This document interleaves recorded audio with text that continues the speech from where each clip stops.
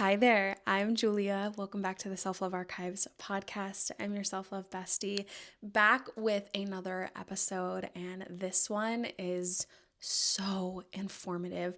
I'm excited, so excited for you to take a listen. We are chatting with Emmy from the Instagram account Blooming with Emmy today, and she is a trauma-informed coach helping you find your authentic self through healing, somatic healing, all different modes of healing. But how I found Emmy was actually through her Instagram account. She posts these really raw, healing and just transformative posts in the form of memes. So, you know, those memes that you repost to your stories that are this nostalgic version of maybe a photo of a movie or a picture of something from your childhood that is then given the quotes like a meme.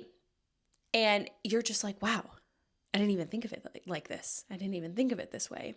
And it's just almost life-changing in that moment that you have to share it with other people. You don't want to gatekeep it. Well, Emmy posts these on her Instagram account, Blooming with Emmy.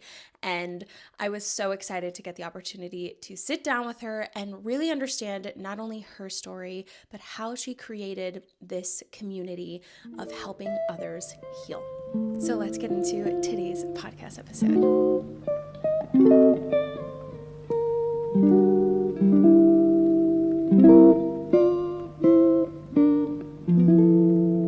I'm so excited to introduce you guys to Emmy.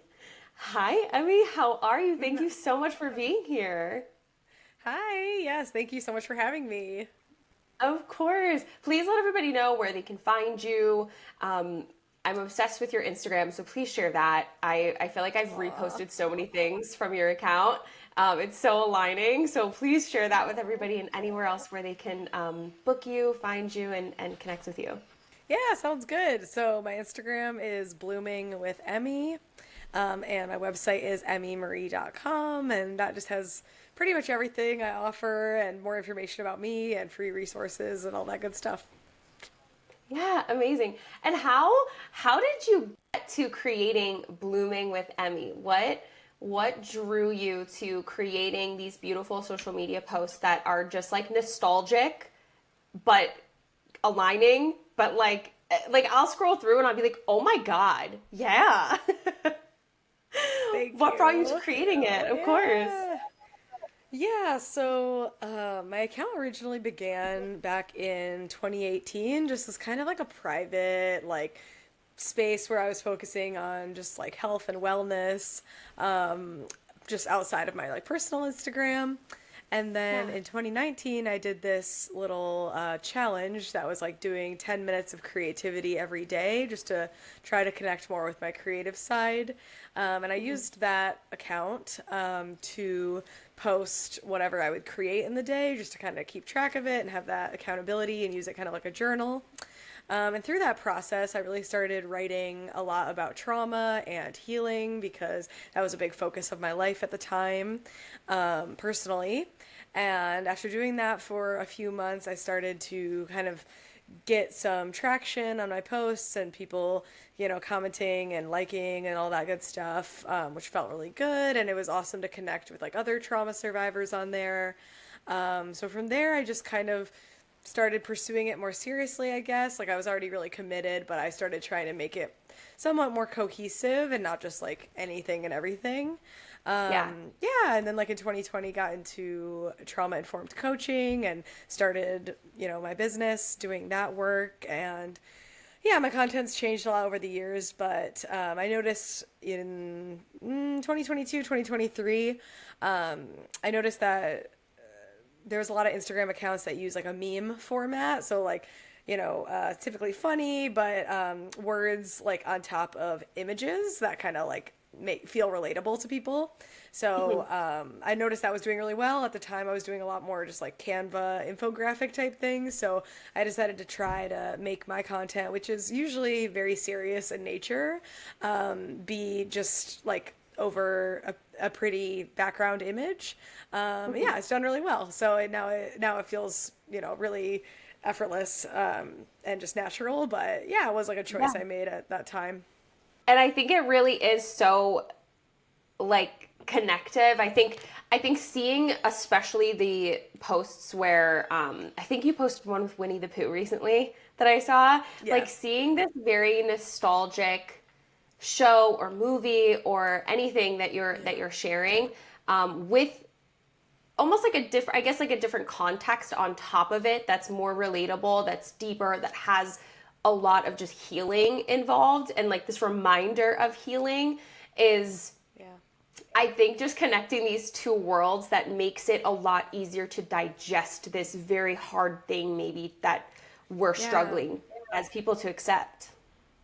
Yeah, that's a really good point. Yeah, that makes a lot of sense, and it's interesting to just hear your perspective. Thank Yeah. you for like all the kind words, and I'm Yeah, of glad course. it lands well.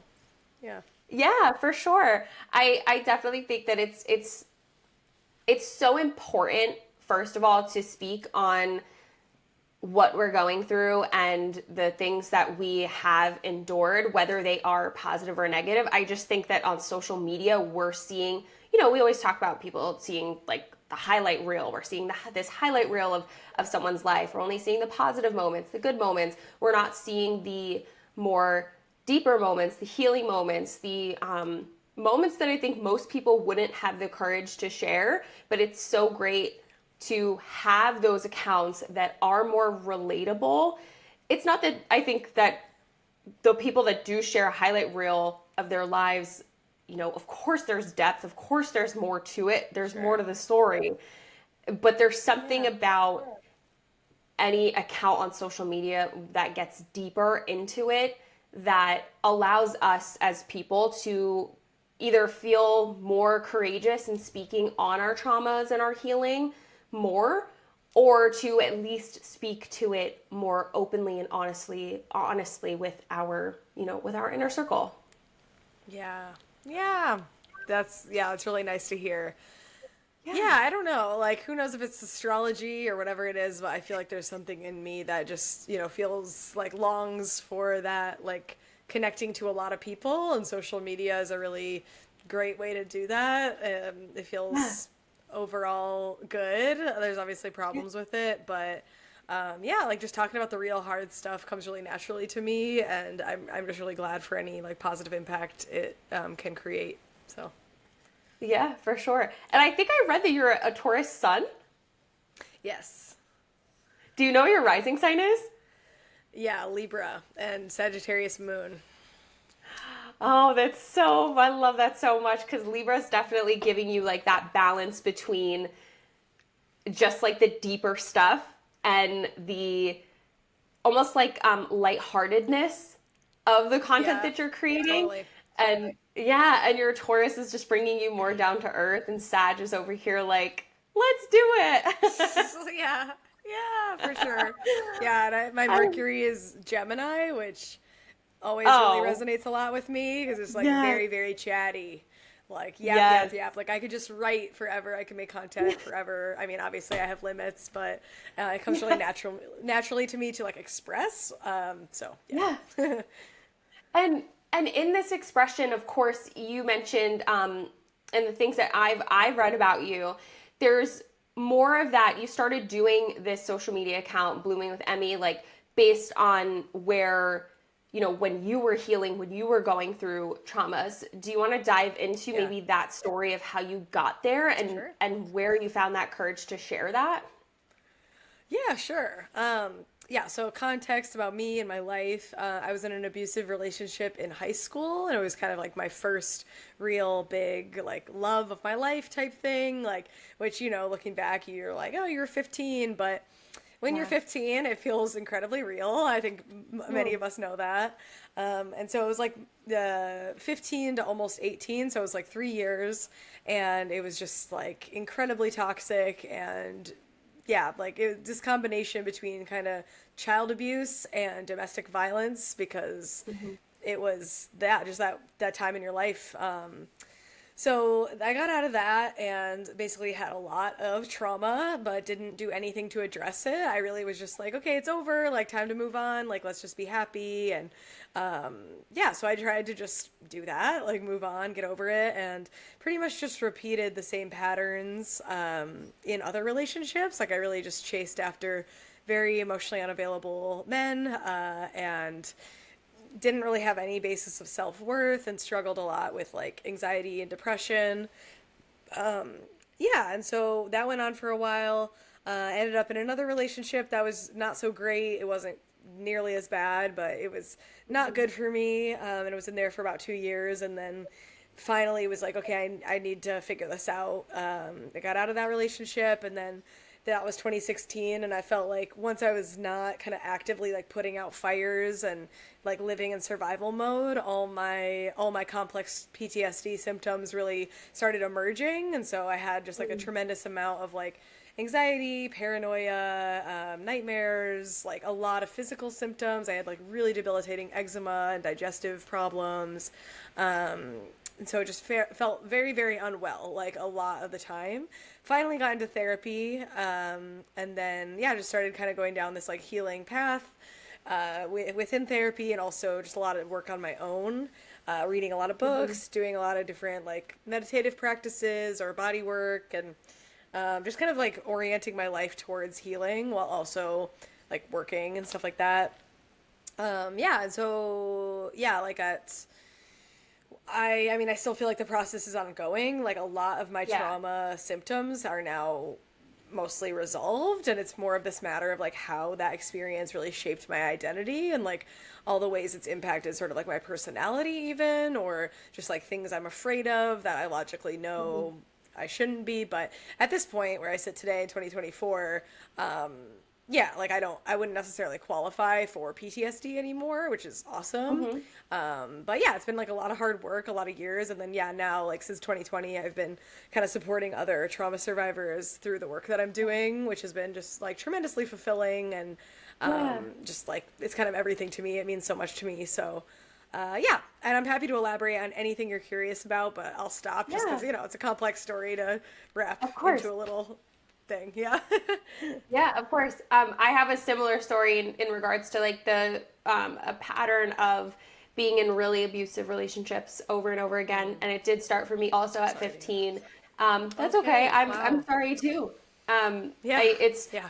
I think it was just this pattern of being in, I think there's some validity to how we felt as when we're teens and going through that, like, yes, we love this person. Yes, this is how we're feeling. Yes, it's hurtful. We're disappointed, but we're trying to handle these complex emotions at such a young age. And I think the most important thing too, or the one thing that I understand now at 30 and now at 24, like now in 2024, is that when I was 15, there was this feeling, I think, around me in that I don't want to share what's going on because I'm embarrassed, or I don't want to share what's going on because I think it's not happening to anyone else.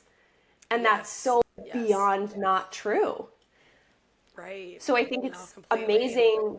Yeah, like I think it's so amazing to be able to have that I always go back to that word of courage to share our stories and to share our healing journeys so that other people, no matter how old they are, whether they are teens, they're adults, they're young adults, whatever age that they're at, feel more encouraged to talk about it, or at least know that what they're feeling in the pit of their stomach is correct, that they're not being valued in the relationship that they're in. Oh, beautiful. Yeah, absolutely. That I completely agree. And yeah, like if spreading awareness, can feel like what's the point sometimes, but then you have to realize exactly what you're talking about is like we have no idea how many people might stumble across a social media post and have never heard those things before, and stuff that might come so naturally when you're an adult, or you had a really secure upbringing, or your relationships were really healthy. or you had to just earn it through all the healing work you've done, like to, yeah, someone much younger or inexperienced or with a different background might be just like totally revolutionary and save them from so much trauma and suffering. So absolutely. Yeah. Yeah, I even say like I'm sure you might feel this way too, and let me know that like even when I'm more open and honest about anything, even if it's something small, like just having genuinely like just a bad like, hey guys, I'm having a bad day. It connects with one person, and it says, you know, that person messages you or comments and says, me too. Like, Yeah. I'm having a bad day too. Thanks so much for sharing this. Thanks so much for giving, you know, just more, for letting us in a little bit more and letting us know that what I think most people and what most of what social media was for that, like, I feel like that almost like 2012 to like 2018, 19 period was like this I call it like the perfection age of social media, where it really was like highlight reels. It was like perfectionism after perfectionism. So to see the openness and the ability of accounts like yours come up, it really, I think, makes people feel more like, hey, I'm normal too. Like, even though I've thought I wasn't for all these years because I've gone through this, and this. Yeah, totally. Yeah, and I mean that's a huge like I guess part of my mission that, you know, I don't think about like every day, but just the Yeah. like I just remember I didn't really seek out any sort of solidarity or support until like when I was starting to really do the healing work, and then I would just be like searching on Spotify for podcasts about like abuse, trauma, recovery, healing, and it felt like it was hard to find, right? Which now it's like I feel like everyone's talking about it, which I'm thrilled about because yeah, it was really weird to just try to be like I was like just digging for someone to understand. So yeah, I'd love to just be like outspoken about this stuff because I can, like I feel like I have the capacity to, and yeah, just like making people feel like less alone and like there is hope and there's solidarity, there's community. Yeah, it's like I don't know what else I would rather be doing. Yeah. It No, means a lot. I love that so much. I completely agree with you. What led you from the healing process of actually healing yourself from these relationships and from all of these that you were experiencing to kind of, I guess it's probably more of like a longer choice that you made to decide to share, but what brought you to actually share that the healing journey that you were going through? Yeah. Yeah, at first it was really just like a personal, like it just felt good to write it down. And I was just posting on this second account I had that was anonymous. Yeah. So it just was like, I don't know, like there's just something in me that kind of wanted to share and express. I've definitely been inspired by other writers and content creators, if you want to call them that, in the past. And yeah, there was something I was just really drawn towards. I'm not entirely sure why. But then, yeah, over time, as I started to kind of grow into more like a professional role of supporting others, it's definitely all about that, like everything we've been talking about so far of just like helping people feel less alone and provide. I used to be really into more like education, like providing more education about like trauma that now I think I do a lot less of. But just like if I learn something that's helpful for me, I just like really don't want to gatekeep that. Like I'm like let me tell anyone who stumbles across my page or you know is kind of looking for these sort of resources. Yeah. So you said that it started off as anonymous, so no one knew that it was like I guess they weren't putting like a face to the name in the beginning.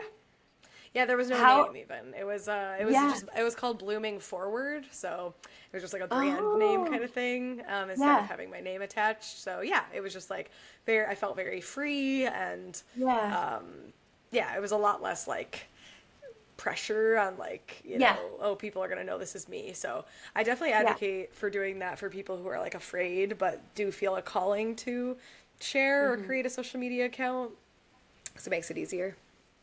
Oh yeah, for sure. Because I think we always think about, even when I share to this day, I know I'm open. I know the world like can find so much information about me because of just how Yeah. open of a content creator I am. So Hmm. I know that if someone comes around and goes, "How was your weekend in this place?" I'm not surprised that they know I was in this place on this weekend because I posted about Yeah. it. So, Right. but the thought sometimes when I'm posting something very like very serious or very deep or that just goes into something maybe I haven't spoke about just yet, um, or something very serious, I always think initially I'm like, oh shit, like my family's gonna see this, my friends are gonna see this. Like I Yeah. always think about my inner circle first, especially the Yeah. ones that maybe I haven't fully shared this with.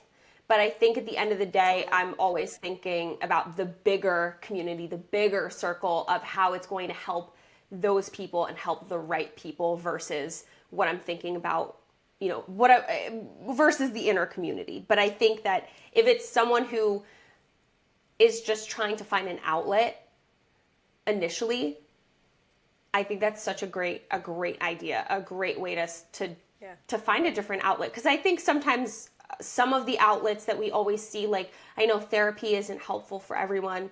Some people aren't writers. Some people just like Yeah. to talk into their phone or Sure. film a video. Yeah. Um, I know that sometimes for me, even though of course I'm normally in front of a camera, so I'm used to talking to a camera when usually no one's there. So sometimes just talking Yeah. to like my phone is very helpful, very therapeutic. But I love that. I Sure. I love that that's how you started. Thank you. Yeah, for sure. Of course. How how did you go from being anonymous to blooming forward to blooming with Emmy? When was that introduction made, and how did you feel about it? Yeah. So the thing that kept me anonymous is just like fear of my ex-boyfriend, like Mm, finding my account sure. and being really upset. Yeah. So that is why I was anonymous. And then I kind of just like tried to take it really slow. I remember one time I posted a selfie on my stories. Um, and eventually I added just Emmy is my name, which like my real name is Emily. That's what he knew me Mhm. as. So it's Yeah. not like super strong protection or anything, but it was just like gentle little steps. And then Mhm. eventually I started posting pictures of myself, and it felt like I felt ready. Like it was Mhm. definitely like scary, but I don't know, like I guess it was just maybe an intuitive sense, Yeah. alongside, having been in therapy and kind of working with that fear, and it improving, that allowed me to kind of just take that step, and just knowing that like if it went badly I could always change my mind and reverse course. But Yeah. yeah, like I really felt motivated by wanting to create a business doing this work, and that Mhm. wasn't really going to be possible if I didn't like if people didn't know who I was, like Yeah. so yeah, I felt like the benefits of it outweighed the fear. And then Mhm. just also over time, like the more I've just been doing this, like the more easier it got, I guess. Yeah. Did you feel like almost a sense of, I guess there's like a complexity to the word of like freedom, but did you feel some sort of freedom when you did start to be like, "Hi, it's me. I'm Yeah. Emmy." Yeah.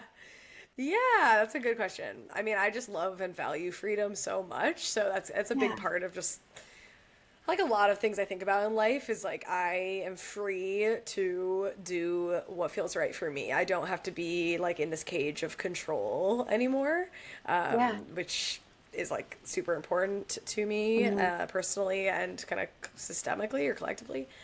Yeah. So yeah, definitely, absolutely. I think it's like so hard to put myself back there, which is like it was only like 4 years ago, but certainly I was really excited to feel closer to the people that were following me. And at the time, I just had a couple thousand followers. It wasn't nearly what it is today, so there was a lot of familiarity with my following, and it Mhm. was cool for them to like know who I was, and I just felt like a little bit more like a real person with these people that I was meeting online. Yeah, I think putting a face to the name was definitely probably helpful in regards to them connecting to you even more so, Yeah. and kind of almost like Yeah, for sure. connecting connecting the dots, essentially. I know that you said it was a fear of yours that your ex would come back and or have something to say about the account.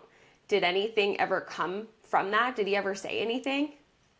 No, not yet. So cross your fingers for me. It never happens. But at this point, I'm like, I'm not as afraid. Like, I don't live with that constant, like, oh, Yeah, like, of course. yeah.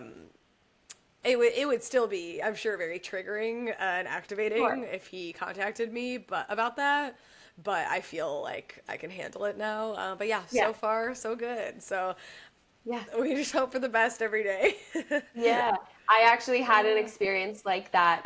I will share sometimes more in my way. I kind of share like I hate calling it a script because it's really like it's just a very it's almost like a diary entry really, and I'll just read it over and over again and add to it essentially, and I'll end up using that as a voiceover and piecing photos and videos from an experience that I want to share with everyone. And one of them was about my ex-boyfriend, and he very quickly showed up, had something to say, and it actually, interestingly enough, it wasn't him. It was his circle that showed up and had something to say when there was really nothing bad said. It was just my side of the story, and it's okay. I don't think I wouldn't say for me I was definitely in such a good spot in a good place in to share that.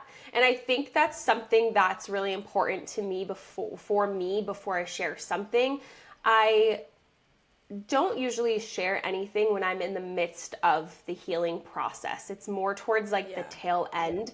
Do you feel that way as well whenever you do share a personal story, that you need to be either towards the tail end of that healing or healed essentially? Yeah. Yeah, absolutely. I mean, it's healing from something that was as like identity altering as, Yeah. that relationship.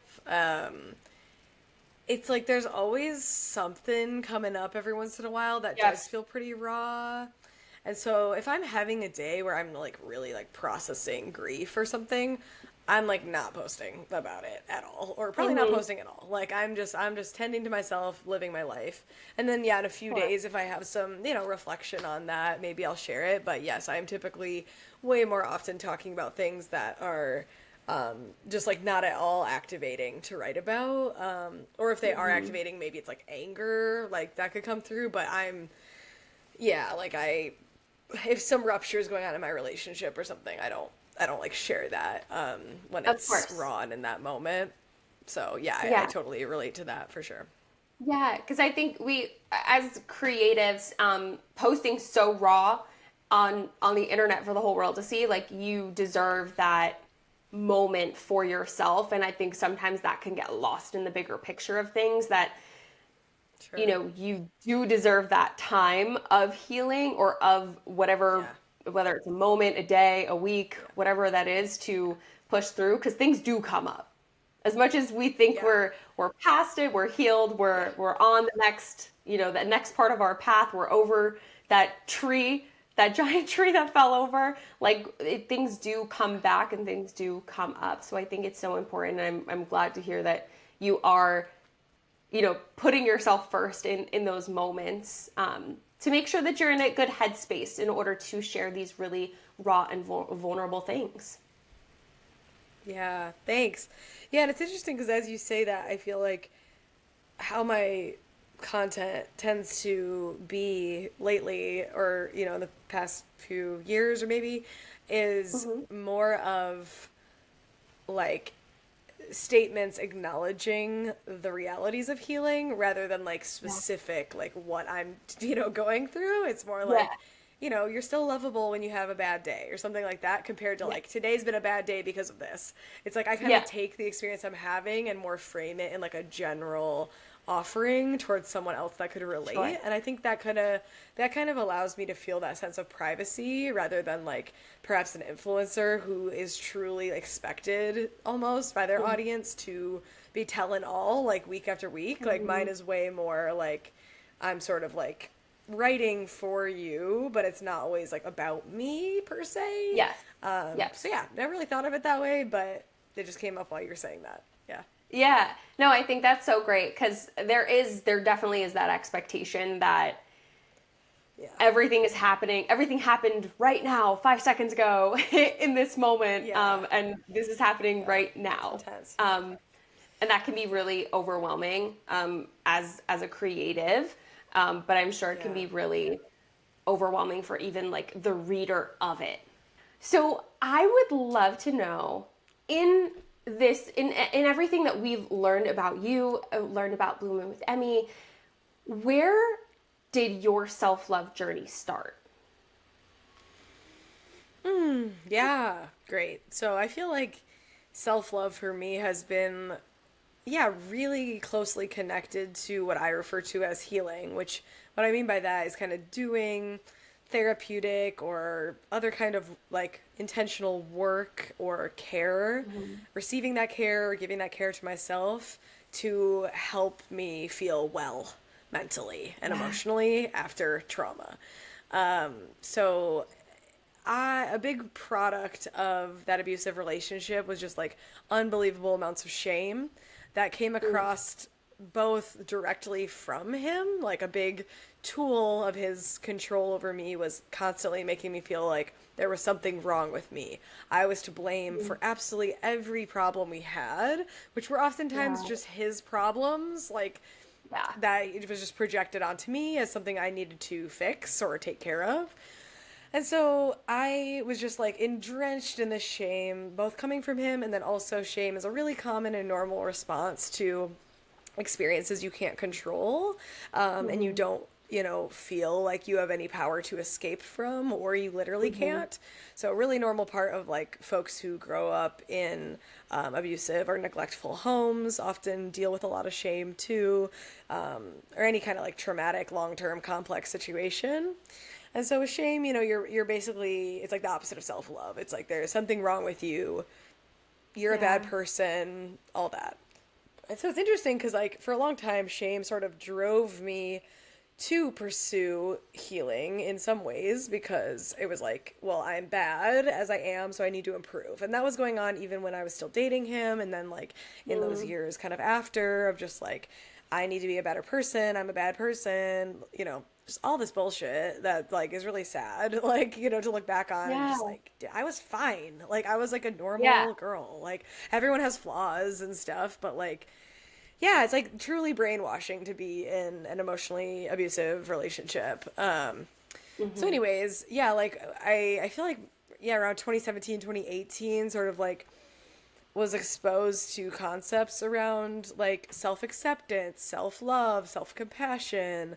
And yeah, at first it was just like tremendously hard for me to ever react to anything I did with care or kindness or compassion. I was just so used to just beating myself up all the time or just seeing Yeah. myself as bad.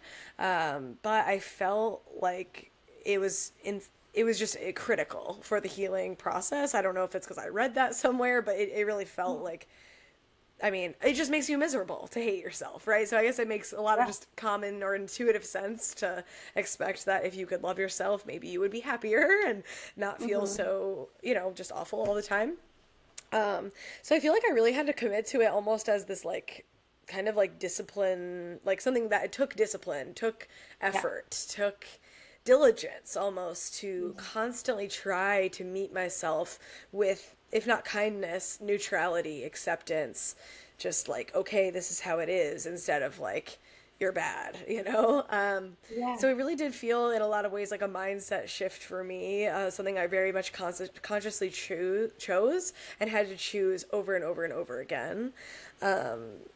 With that, I do think like as I've, done more like somatic therapy modalities and just other kinds of trauma therapy, self-love, self-compassion became more accessible compared to me just trying to like force it to happen like Yeah. over time as I got to more better understand like how trauma was stored in the body and like connect with younger parts of me, understand my coping mechanisms, defense mechanisms, understand how abuse works and why it wasn't my fault. Like there's so many different kind of external factors also that helped me arrive at a place of like genuinely, loving myself.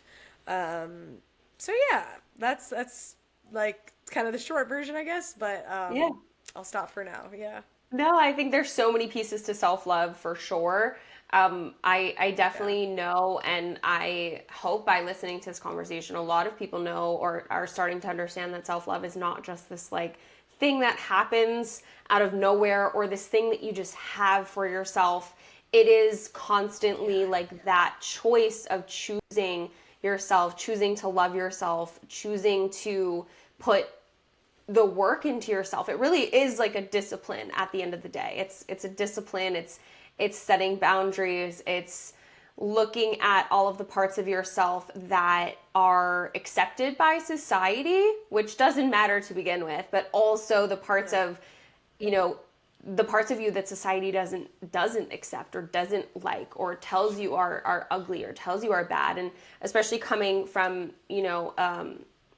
a domestic violence survivor or like an abuse survivor, like we're made to think that none of us is good. Right. Not just what society is telling us isn't right or isn't normal. Right. It's on top of that, it's everything else because we're always in this place of shame and you're always in this place of feeling like not even the parts of you that you already kind of automatically love aren't good enough. So it's Totally. it is so way far deeper, way more in depth than I think like the definition of self-love really is. Yeah, totally. Yeah. Right. I sure hope there's people out there who, genuinely were raised in an environment, and had, experiences in their youth and adolescence that contributed to a natural sense of self-love, of just like, Yeah. or self-acceptance of like, I am who I am and that's okay. And everyone goes through insecurities or feeling embarrassed or having moments of guilt and shame. But yeah, I think like when you are, for whatever reason, whether it's like the world we live in, your family, or friends, other relationships, kind of drill this idea into you that you are bad to your core, then it takes a lot of work to come back from that. So yeah, I just think people who do that kind of work are just tremendously brave and powerful, and I also know how exhausting it is for sure. Oh yeah. It's not linear by any means. It Yeah. is for sure like a move forward, move backward, move left, move right, move up, move down. It is not linear by any means, and I think that that's Yeah. definitely something to keep in mind, but it's always pushing forward and choosing ourselves that is going to, if we're looking at the bigger picture a year from now or looking back at our lives a year from now where while it might not be linear, we're still moving forward. Yeah. Yeah, that's a great way to put it. Absolutely. I love the like wave metaphor of just like when you're in, a period of feeling really, really low. And I know for me, it always just felt like that will always last forever. And I finally feel like this year I'm like actually can trust that when I'm having like a bad day or like something comes up, I can actually trust that it won't last forever. I don't know. Mm-hmm. That was just such a long time where it was just so scary to be not okay. Yeah. But trying to remember that like so much in life, like literally like UV rays to waves on the ocean, like hills, like there's so many patterns of ups and downs, and just like Mm-hmm. trusting that like when you're in a low point, there will be that upward climb again. And yeah, I think when you are committed to doing the healing work, when you're surrounding yourself by safe and supportive relationships in a safe environment, it our bodies are always wanting to come back to a sense of safety in the world and connection to others. Like that is our natural state, even if you've been through a tremendous amount of trauma. So yeah, the shitty stuff is gonna happen, bad days are gonna happen, symptoms are Mm-hmm. gonna come up, but I do believe, yeah, it does get better. It's just, yeah, very not linear for sure. Yeah, for sure. And it's like the saying, I think the easiest saying that I've heard so many times is that it's gonna rain and the sun's always gonna come out eventually. Yeah.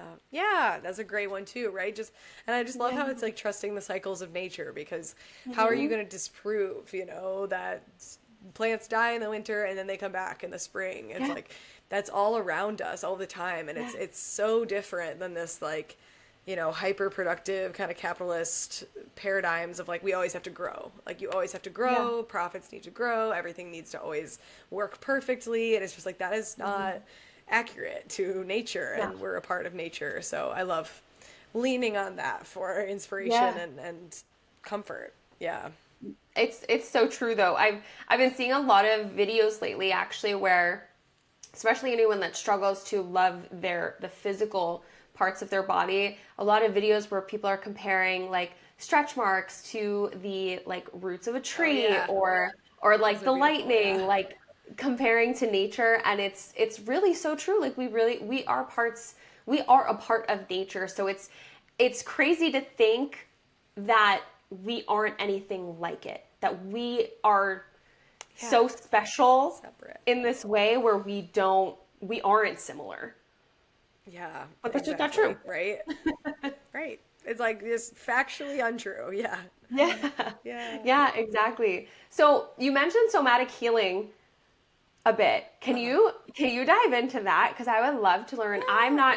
I'm familiar with somatic healing, but not so familiar, but I know that it can be so incredibly helpful in regards to bringing our bodies to a place of there's a word I'm Yeah. missing, but like a place of peace, honestly, or a place of Yeah. safety. Yeah. Yeah, so somatic basically means like of the body.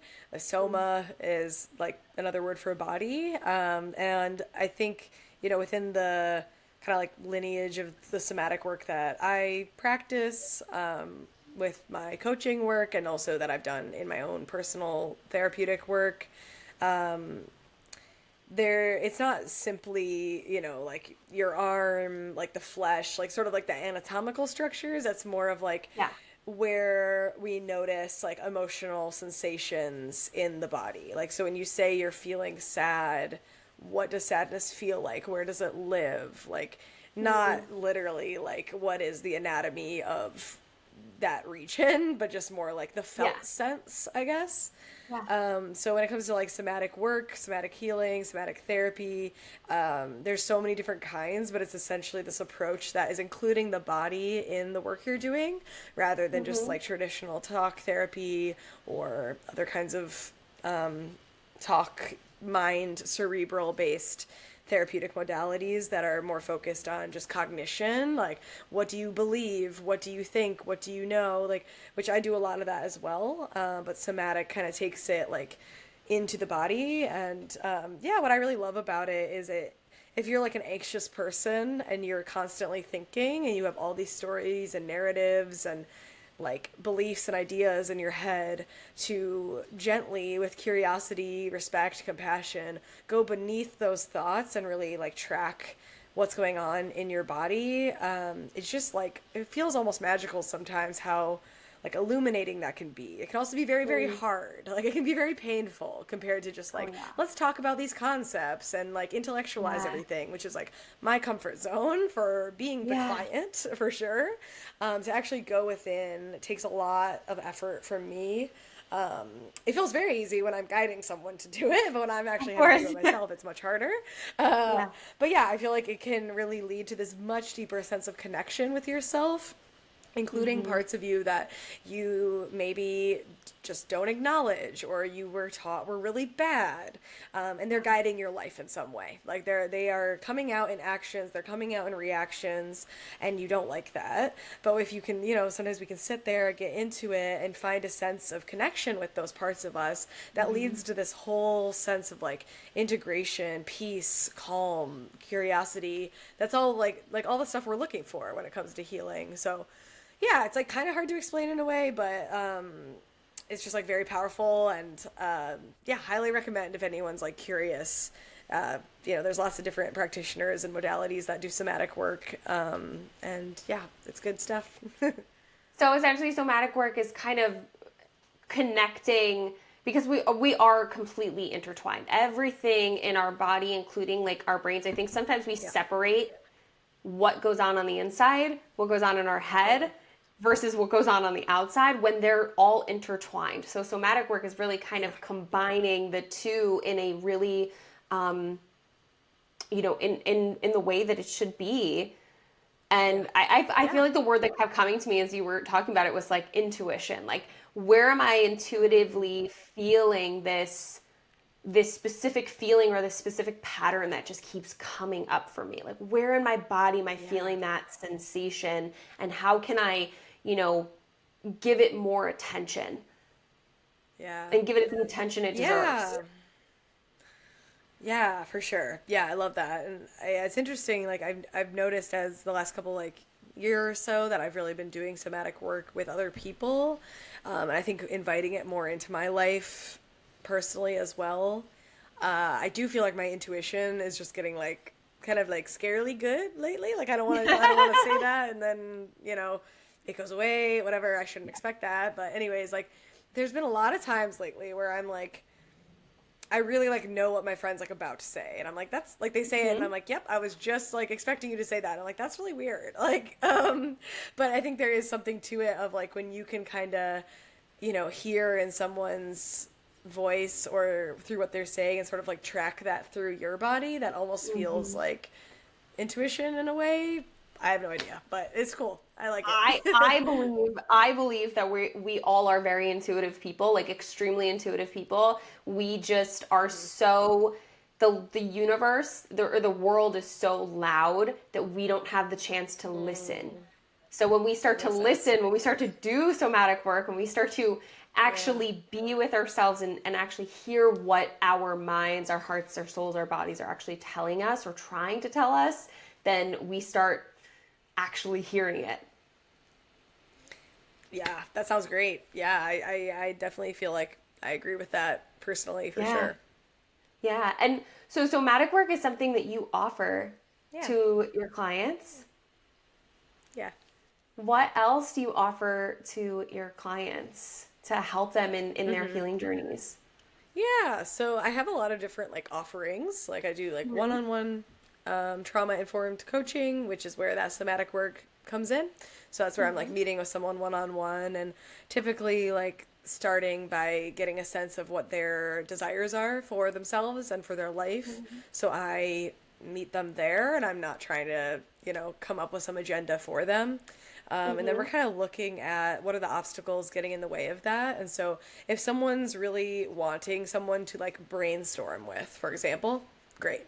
If someone is willing, ready, excited about, interested in going in and doing that kind of deeper somatic work, great.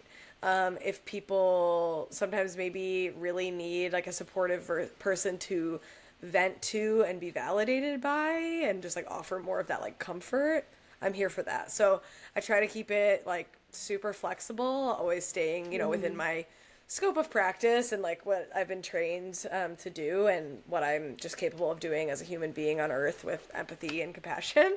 Yeah, of course. So yeah, it's kind of like hard to explain concisely, but yeah, I'm like here to like meet people where they're at and help them achieve whatever goals that they have for themselves. And then I also have like courses and like group programs, as well as like a membership group that meets every month. That brings a lot of that like community, solidarity, and support. Yeah. Yeah, because I think that's great though, like to have that openness because everyone's journey and story is different and everybody's at a different chapter within their story. So having the openness to be able to kind of sit with anyone and meet them where they're at, I think is so important. Thanks. Yeah. Yeah, I really like it. It does feel like it flows well with however I'm built, like astrologically or whatever, like to be able to be kind of intuitive and flexible with my work is really, it feels right. Feels good. Yeah.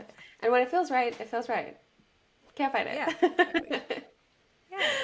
Well, I mean, thank you so much, so much for being here on the Self Love Archives podcast. This was such an amazing Yeah. conversation, getting to know you and sharing your story and just learning more about the work that you are doing for anyone that's trying to heal these deeper parts of themselves, whether that's in a lighthearted way through Blooming with Emmy or in more of a deeper way with working one-on-one with you. Before we go, what is one thing you would tell someone who is deep within their healing journey? If you had to tell them one thing, what would that be? So yeah, I think I'll go with the first thing that comes to my mind, just with that intuitive kind of hit, which was just keep going, which I'm like, not my most inspiring thing to say, but it's something that I will expand upon a bit. I feel like I was deeply needed, like, and returned to over and over again was just like a bigger thing would be maybe like trust the process, um, trust the fact that you are worthy of happiness and good things.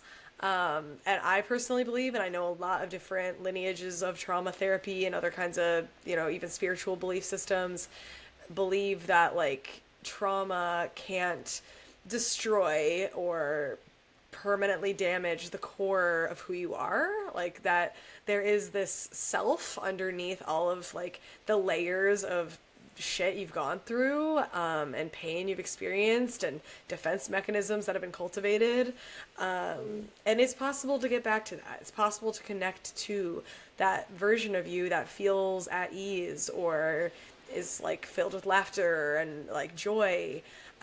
So keep going. Like, I know the healing process is very exhausting, it's very tiring, and you're allowed to hate it. You are allowed to be frustrated and tired. You're allowed to scream at the sky and tell the world how pissed you are that this happened to you. Like, you don't have to be optimistic all the time. You don't have to be optimistic at all, right?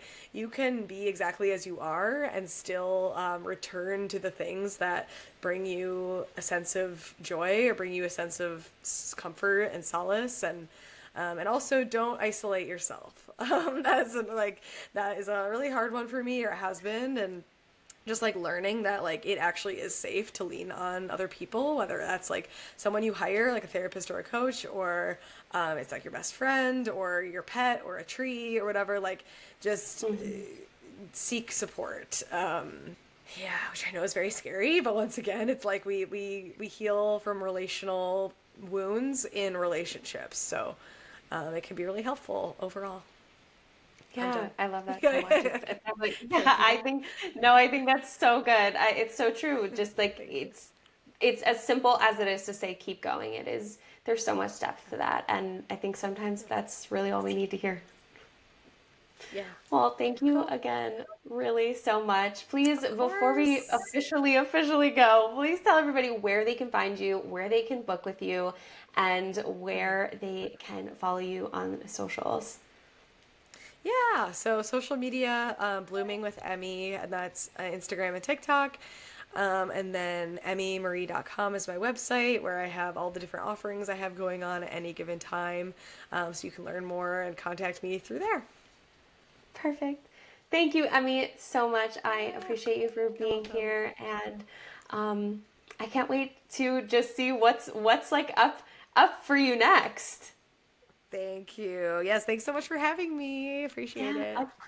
of course. Thank you so much for tuning into the Self Love Archives podcast. I'm so glad to be back here another week with you.